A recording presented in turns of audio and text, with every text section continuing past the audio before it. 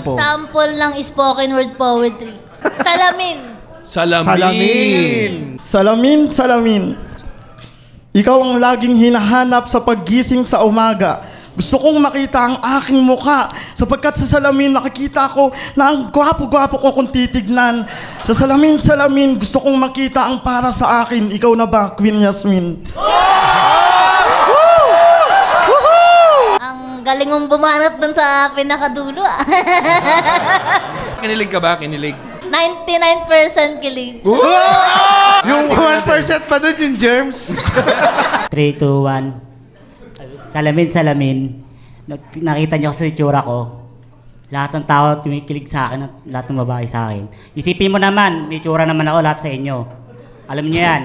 Lahat may itsura tayo lahat, walang iba. Si Ojuan lang magmahal sa inyo. Sabi nga naman, Kalimutan niyo yun!